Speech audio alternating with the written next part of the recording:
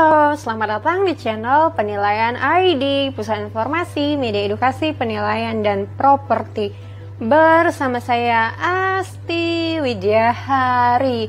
Di video kali ini adalah video seri Q&A. Dan sekarang, mari kita jawab pertanyaan yang masuk melalui LinkedIn. Untuk teman-teman di sini yang memiliki pertanyaan ya, baik itu pertanyaan terkait dengan penilaian ataupun properti, bisa tulis pertanyaannya atau sampaikan pertanyaannya melalui kolom komentar di bawah ini, ataupun melalui Instagram atau melalui LinkedIn Penilaian ID. Baik, kita langsung saja masuk ke pertanyaannya.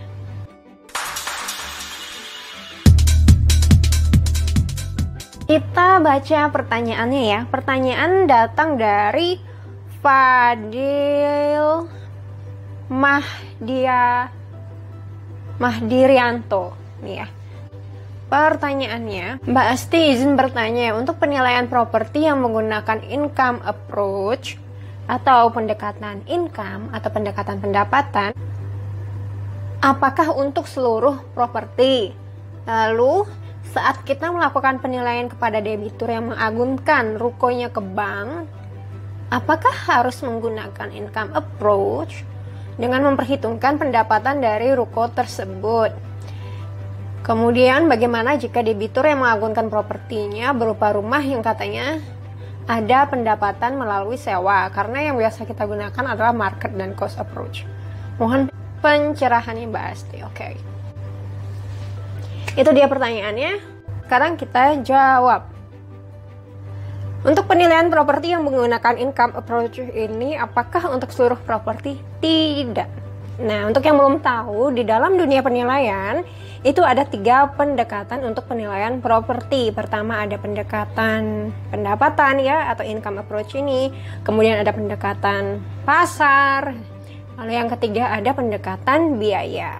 Nah, dia tanya, penilaian properti yang menggunakan approach apakah untuk seluruh properti? Jawabannya adalah tidak. Ya, income approach ini biasanya digunakan yang pertama jikalau properti yang akan dinilai adalah income producing property atau properti-properti yang menghasilkan pendapatan, misalnya seperti mall, gedung kantor, apalagi hotel ya, yang seperti itulah yang dia dibangun untuk menghasilkan pendapatan. Lalu saat kita melakukan penilaian kepada debitur yang mengagunkan rukonya ke bank, apakah harus menggunakan income approach dengan memperhitungkan pendapatan dari ruko tersebut? Jawabannya adalah tidak. Kalau ruko itu cukup pendekatannya dengan pendekatan pasar atau pendekatan biaya, atau bisa keduanya. Kemudian yang terakhir, bagaimana jika debitur yang mengagunkan propertinya berupa rumah yang katanya ada pendapatan melalui sewa? Karena yang biasa kita gunakan adalah market dan cost approach. Oke, jadi ini kan dia bilang rumah katanya ada pendapatan melalui sewa. Ini perlu menggunakan income approach nggak? Jawabannya adalah tergantung. Yang pertama, ini sewanya ini maksudnya seperti apa? Ya. Karena begini, ketika rumah misalnya, ini ada rumah, kemudian disewakan ya, terus dia berkata ini ada pendapatannya loh, jadi harusnya menggunakan income approach dan lain sebagainya gitu ya. Itu kalau dia bentuknya rumah biasa ya, struktur bangunannya rumah biasa gitu, dan itu disewakan, itu kan sebenarnya motivasinya lebih kepada karena tidak ditempati gitu ya, daripada propertinya rusak, tidak ditempati, tidak menghasilkan manfaat, mending disewakan saja, sekalian bisa mendapatkan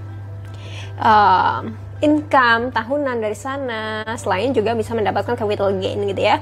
Jadi kalau itu adalah reasonnya ataupun itu adalah latar belakangnya, maka itu tidak perlu menggunakan income approach. Kenapa? Karena begini, kalau misalnya itu nanti rumah tersebut dibeli oleh orang lain, itu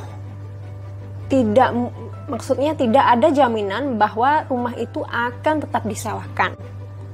Ya, misalnya itu udah berpindah tangan rumah itu, apakah tetap disewakan? Bisa jadi pembelinya ingin menggunakan rumah tersebut untuk keperluan atau kebutuhannya sendiri. Jadi ini yang seperti ini tidak perlu menggunakan income approach.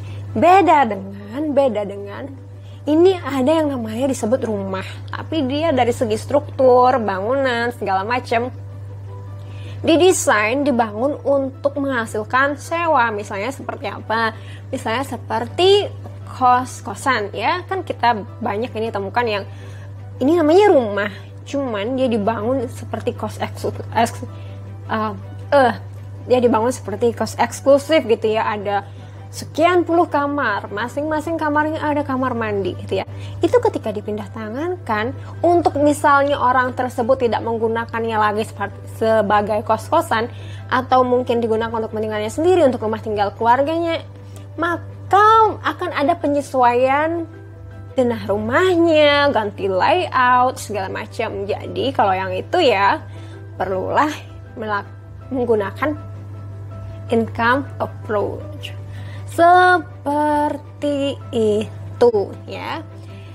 Demikian jawabannya, semoga bermanfaat. Dan kalau memiliki pertanyaan, silahkan kirim pertanyaannya atau sampaikan pertanyaannya melalui kolom komentar, ataupun melalui LinkedIn, ataupun melalui Instagram. Dan kalau misalnya